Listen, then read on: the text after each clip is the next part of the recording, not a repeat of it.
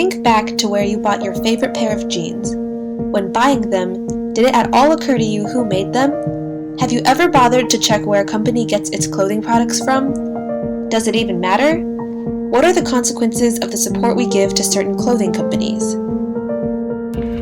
On April 24, 2013, a concrete building known as Rana Plaza collapsed atop the garment workers inside it in Bangladesh, killing over 1,000 and injuring over 2,400 workers. This building had not been built to support factory machines and the vibrations they produced. Building inspectors found serious structural problems several days before the collapse and advised an immediate evacuation. However, the factory managers threatened to fire the workers if they stopped production. After the collapse, workers and their families received little compensation or support from the companies who used the factory as a supplier, including the Children's Place and Mango. Rana Plaza building made use of sweatshop labor. This involves unethical working conditions where workers are paid minimally for long hours. These sweatshops make use of physical punishment, verbal abuse, child labor, poor ventilation, inadequate safety equipment, and insufficient access to drinking water. Young women are often faced with the threat of rape in such working conditions. Consumers support sweatshop labor by buying products from companies like Walmart, Gap, and the Children's Place, who tend to take advantage of the cheapest sources of labor. However, the question really is sweatshop labor a good thing or a bad thing? How in the world could this be a good thing, you might ask? Well, these factories are supplying jobs to people who need jobs. Although working in these factories seems terrible, especially for women and children, it keeps them away from other more dangerous types of work like prostitution. However, we are global citizens. We cannot let unethical labor practices continue as a result of our support. But what can we do? At first, we thought we could avoid. Avoid is a plugin you can download created by a German labor rights organization. After a consumer downloads the plugin, when they shop online on sites like Amazon or Target, certain products from manufacturers known to use sweatshop labor will not appear. Consumers can therefore avoid these products. Problems? Lots of them. First, what are the repercussions of avoiding these products? Well, we might hurt the families who rely on sweatshop labor more by either lowering their wages or getting rid of their jobs. Second, the German labor organization is quite small and unheard of.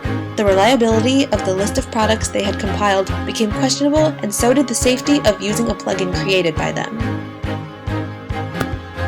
We wondered, could we program a reliable plugin here at TJ that would help our community avoid certain products? It seemed like a great idea, but then came the obstacles. One of the head computer lab directors thought the idea was ridiculous and completely unuseful, but we've learned not to let one person discourage us. So we talked to the students who might be able to code such a program, and they said it wouldn't be too hard. Until we came across another obstacle. How could we create an updated list of companies who use sweatshop labor? What if the companies who have the most violations are the ones who are actually looking for them rather than ignoring them? We could be punishing the ones trying to make a change. The idea of avoiding products fell through, and ultimately our idea didn't work. There were too many holes, but we now think we know what might work. Instead of avoiding products made by sweatshop labor, we should support companies who go out of their way to support the families and communities of their workers globally, like companies who agreed to sign the Bangladesh Accord, which was created after the Rana Plaza disaster to organize infrastructure reform on factory buildings in Bangladesh. Next time, consider buying Fruit of the Loom instead of Victoria's Secret. In that way, we can support companies like Fruit of the Loom who are trying to solve this problem, and we encourage other companies to do the same with fewer potential repercussions on the workers. If campaigns supporting companies who create programs to help these workers out get big enough, we could potentially convince a lot of CEOs to do the same for their companies. As global citizens and as TJ students, we have to realize several things. First, we can be wrong a lot, and we will fail a lot. Second, that's okay as long as we are willing to acknowledge it and keep moving forward.